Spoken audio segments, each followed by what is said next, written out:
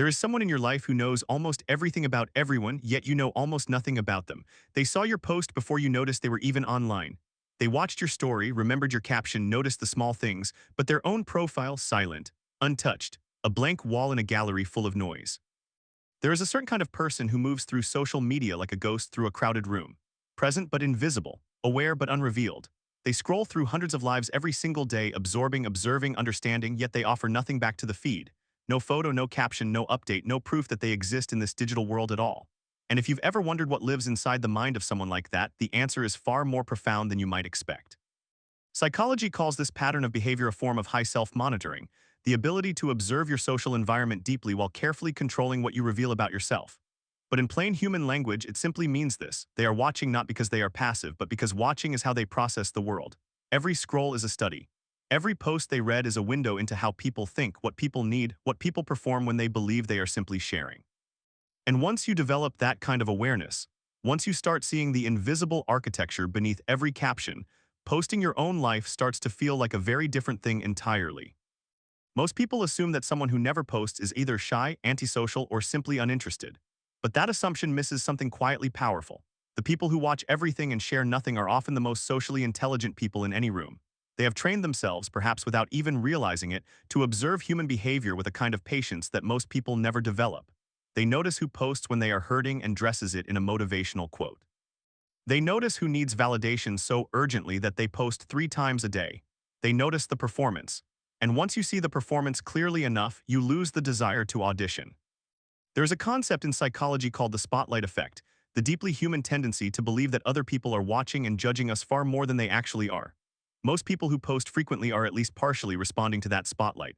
They feel seen and they want to direct what is seen. But the quiet observer has moved through that phase and arrived somewhere different. They have realized, often through years of watching, that the spotlight is largely imagined. That most people are too busy managing their own performance to truly study yours.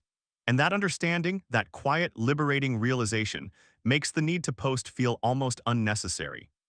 Perhaps you have felt this yourself at some point. That strange moment when you were about to post something and suddenly stopped.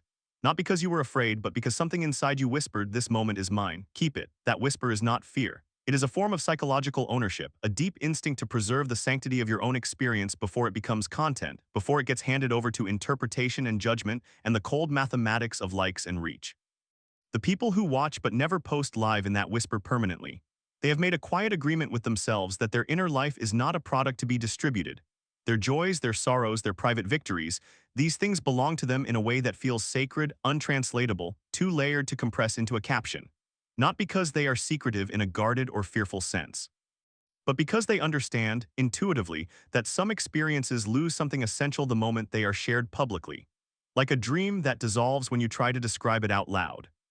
And here is where it becomes even more psychologically interesting. Research consistently shows that people who have a strong internal locus of control, meaning their sense of worth and direction comes from within themselves rather than from external approval, are far less likely to engage in frequent social media posting, because posting at its psychological core is often a search for external confirmation. It is asking the world quietly or loudly, "Am I enough? Am I interesting? Am I seen?" And when you no longer need that confirmation from a screen, the urgency to post simply dissolves.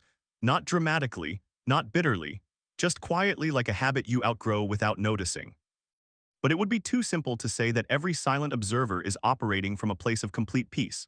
Some are carrying something heavier. There is a form of social anxiety that psychologists describe as self-presentational concern, a deep, exhausting worry about how you are perceived, so paralyzing that even the act of posting a single photo feels like standing on a stage under a harsh light.